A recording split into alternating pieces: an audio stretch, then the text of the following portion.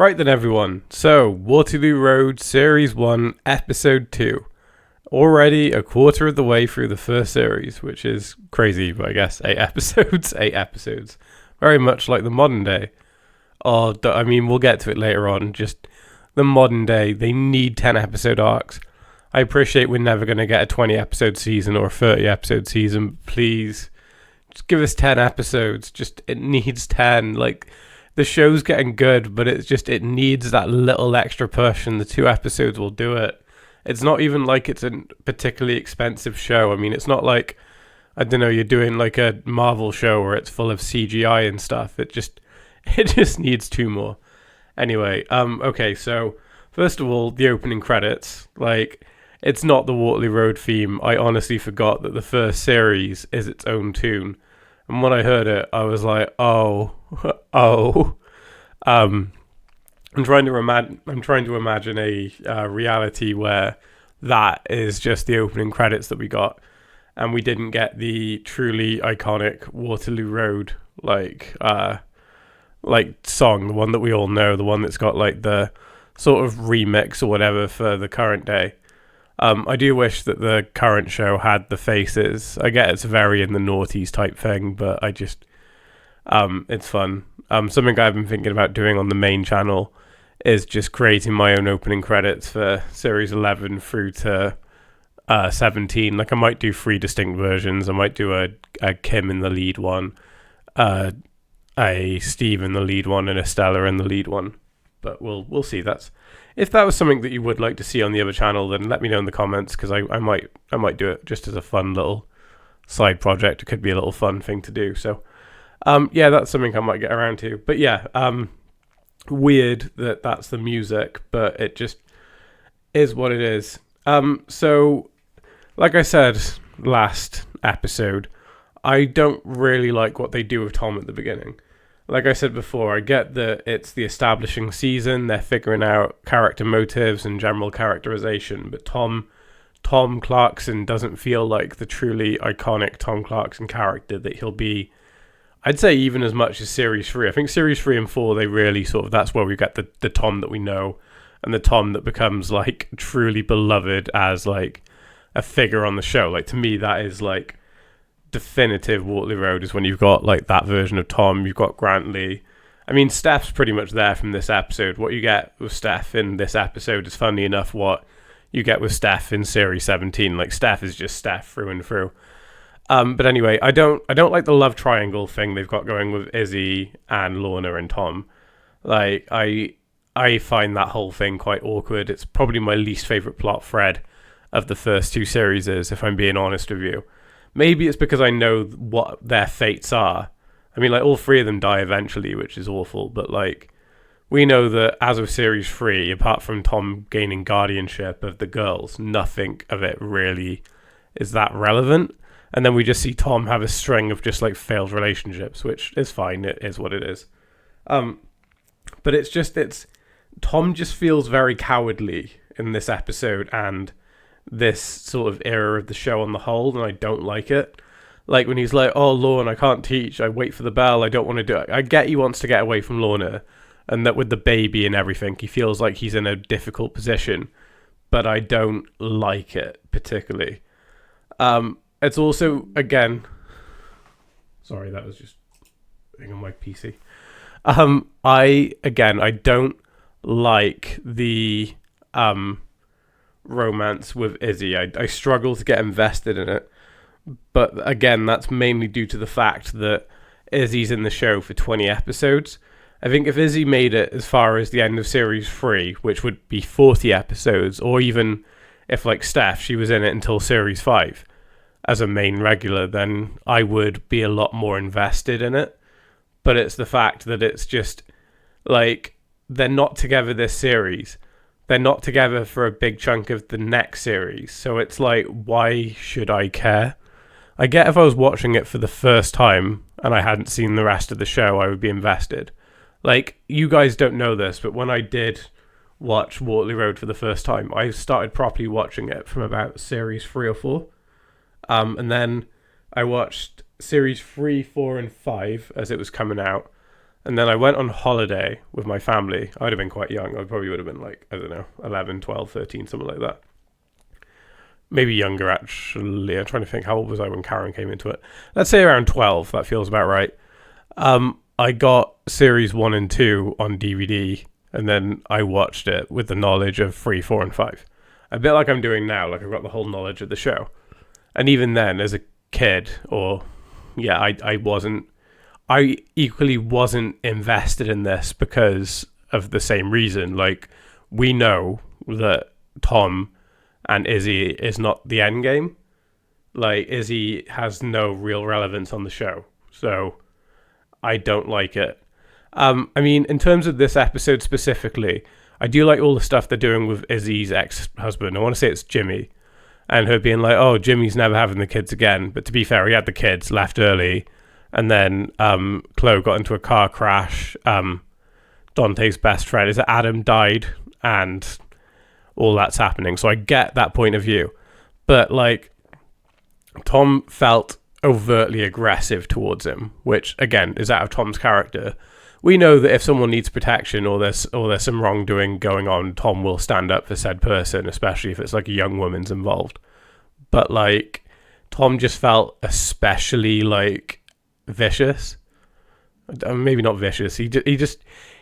Izzy had it under control. He did not need to start shoving Jimmy about. Like, Jimmy's a bit of a prick, we know this, but, like, it felt unnecessary.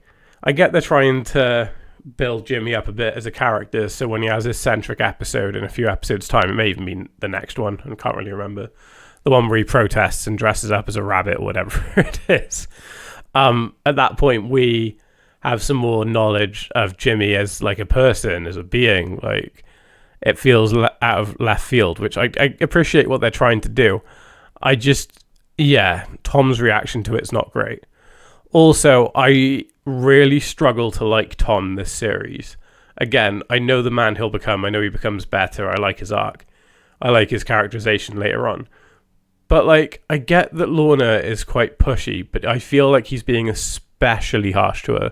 Like, yeah, she becomes more annoying and more difficult next series for different reasons. She becomes manipulative. Although I would argue that Izzy and Tom sort of caused that change in her, that shift. But Tom feels like he's being especially nasty to her.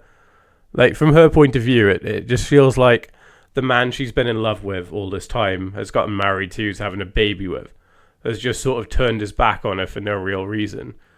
I get Tom's trying to compartmentalize it and be like, oh, I'm in love with someone else. But, like, I don't know. I just don't like it. It feels wrong.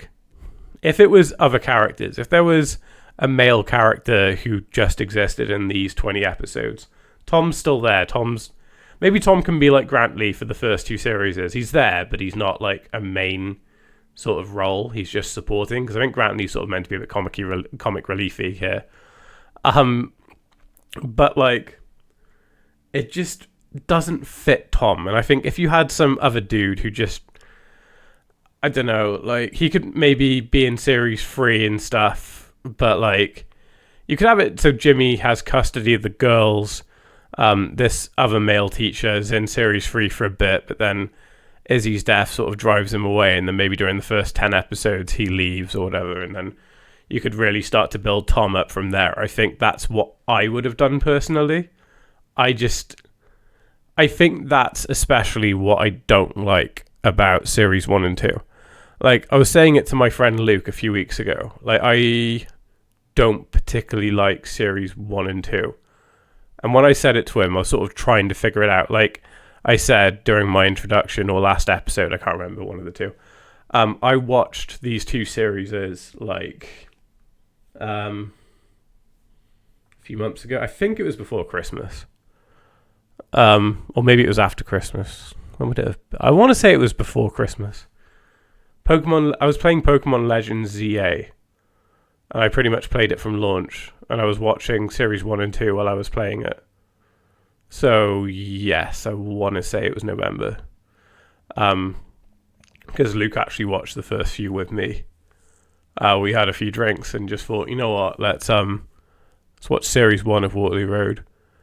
But it's like, I think I rewatch the show on the regular, or I watch seasons. I watch the ones that I like, or if I haven't watched one in a while, I'll give it a couple of years and then watch one of the ones that I don't really tend to watch that much. So I think now I'm not going to say I'm not going to watch series 1 and 2 again, because I think series 2 is quite good. Series 1 is sort of finding its feet, I think. Although I still don't think series 2 is the best compared to like 3, 4, 5 in the first half of 6, or 9 even. All the modern stuff. I just think that, like, due to the sort of characterization of like Tom and the love triangle, which I'm not a fan of, I think it's a matter of like, next time I rewatch the show in its entirety after I've done this podcast, I will probably go from series 3. And then in a couple of years' time, maybe 4 or 5 years' time, when there's been a significant gap that I don't remember a great deal of 1 and 2, so it's a lot less fresh in my mind, I will watch it again. Like, I will watch it again. I'm never not going to watch it. I just think it's a bit tricky, because like, at the moment, I think it's even next episode or the episode after, they sort of get the structure right to what Waterloo Road typically is. And that's like the there's the main plot, which is usually like either a character of the week or one of the mains, and it deals with their story. But then there's little threads in the background tied to other stories. So like I watched the opening episode to series 10 yesterday.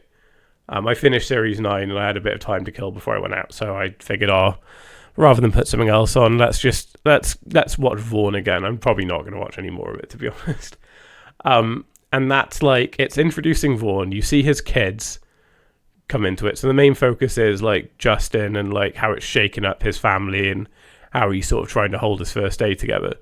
But then there's other plot threads going on in the background. So you've got stuff like Darren and Christine. You find out that Darren's mother's died. He's dealing with that. Christine's sort of trying to look out for him. It sort of finishes off what happened in series 9, although I think that the death of Darren's mother really should have been the end of series 9. And then you've also got the aftermath of George and Carol's relationship and the cruise and everything, and them calling him Skidsy Windsor. So that's what I mean. You've got the main plot, then you've got all these other little threads, and the show's not there yet. And that's, I think, what's making these episodes feel a bit more jarring. I think when I last watched them, me and Luke watched the first 3 or 4 back to back, and it felt a lot more cohesive that way. But as I'm watching it, stopping, talking about it, giving it a day or half a day or whatever, watching another one, talking about it, it just feels that much more spliced. Anyway, let's talk some more specifics about episode 2. So this is actually the first episode that we see Janice. I think she holds the record as the longest student, if you count like her coming back. She was a student for the first 4 series, then she was in 6 through till part of 8. She had a guest appearance in the opening episodes of the reboot, and now she's coming back again for the full series and potentially beyond. I don't know if it's just going to be a 1 series and done type deal, but she'll be in series 18. First one to feature her. I don't really think they knew what to do with her particularly. Again, she's been that supportive friend after Adam died. She's one of the ones who thinks Dante needs to pay. She's got her own sort of sense of justice here, but first one to introduce Janice. This also introduces the cooler into the mix. Makes sense. Kind of works thematically for the plot. Dante's terrified about being attacked, so it's a good way to sort of tie the cooler into things, because you sort of learn how it works. And for Dante, he's not upset about being there. He's just scared about being attacked. So for him, it works. I found, and I think I've said this before, so I said it about like the actual school environment, that it kind of feels very in the noughties, and like it's not how schools work now. Like my biggest critique of the reboot and even the Scotland series to some degree is the sort of set design. And I get it's like an academy, or the Scotland set had a lot of like money coming in from Lorraine and stuff, but they don't feel like the gritty kind of rough school that you'd expect like Waterloo Road to be. which is where I think the first sort of, well, I would say the first 5 series is, but I'd say the Rochdale run specifically just absolutely nailed. So Waterloo Road is an academy. It's a nicer building in the modern series. And then I think of all of the like kids that we see, the only one that I think I could genuinely believe could have been part of the original run and attend a school like Waterloo Road. Like I get it's like not all of the kids are like rough, or they're not all like typically bad kids like they're trying to present. They come from different backgrounds and stuff. But you see the likes of like Lewis Seddon, you see like Kyle Stack and stuff in the Rochdale series, and that's sort of the demographic you would expect. I could see Shuey Weaver fitting in quite nicely. I could see Dean Weaver, and even at the start of the show, I could see Noel McManus before he sort of had his character growth. But it's like, despite the fact that they're trying to brand Waterloo Road in the reboot as like, oh, it's a failing school, it's the murder school, it's problematic, it's got all these issues and stuff. And it's like, the original show, whenever there was a threat of closure or the LEA weren't happy with the performance and stuff, it's that much more believable than it is in the new show.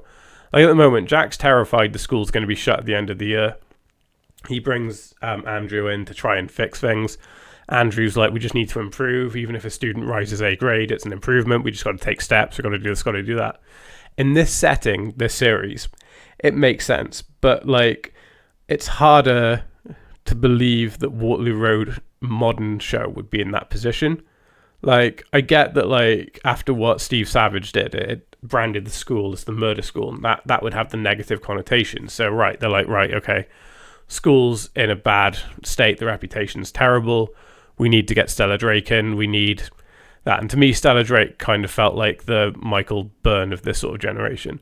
I know people say she's like Karen Fisher, and kind of in looks and her voice, I kind of see it, but, like, no, I think that she's, like, the superhead of this generation, especially having the backing of, like, Jack. I think if anyone's going to turn the school around, it's the combination of Stella Drake as head teacher and Jack Rimmer as deputy, which I assume he probably will be. That worked. So, yeah, sorry, back to the point. There's one scene in this episode that I think really just sells that idea, and that is when Clarence is in the office chatting to Jack, saying about Dante coming back and stuff.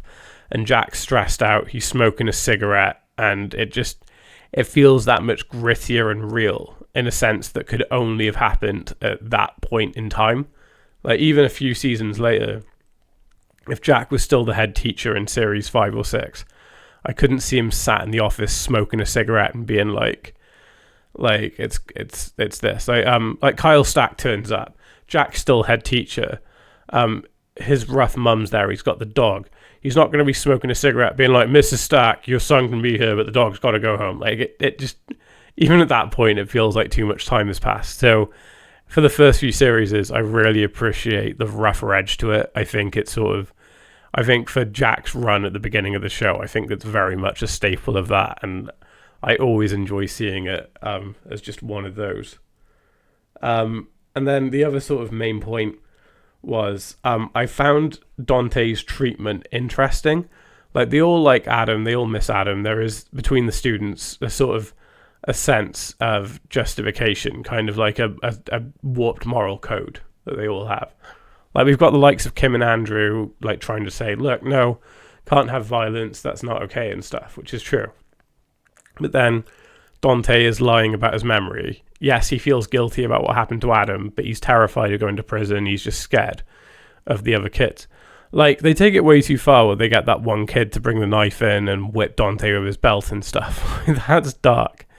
But it's just their sort of, how they justify it's interesting. Because Janice is one of the ones at the forefront who's like, no, this has to be done. He has to pay for what he did. And it's just such like a... It's such an interesting sort of warped moral sense of right and wrong.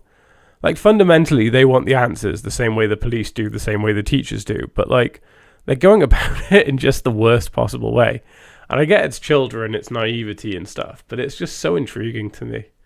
I don't really understand why Lewis Seddon wasn't the one with the belt and the knife. Because Lewis gets introduced, I swear it's either the next episode or the episode after. So this character's been written and exists in universe this series. So unless the actor was busy and they needed a stand-in, I don't understand why Lewis wasn't the one to do it. Because I feel like that's such a powerful way to introduce, like, arguably the main antagonist of, like, this season for sure, so potentially series 2. But, like, it's just, it feels quite wasted. I think it would make Lewis that much more memorable. Not that he's a forgotten character, because he's has such an impact on the season on the whole. But I think, like, that bit later on in the show where, like, he's horrible to Kim, and then Jack scares him, throws, like, the desk over, and is like, "You intimidated, son," or whatever, and stuff.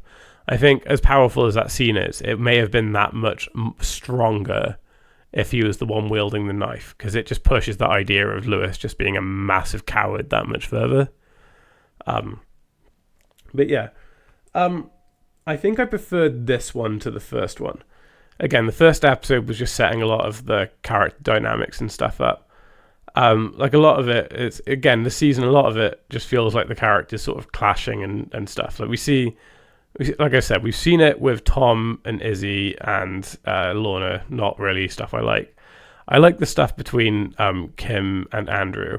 Again, we see that evolve further, but a lot of it is starting here, and that's quite fun to see. We see how terrified Chloe is about what happened. She climbed on top of Dante when the car crashed. Dante getting arrested, he's terrified. Clarence, like, worried for his son.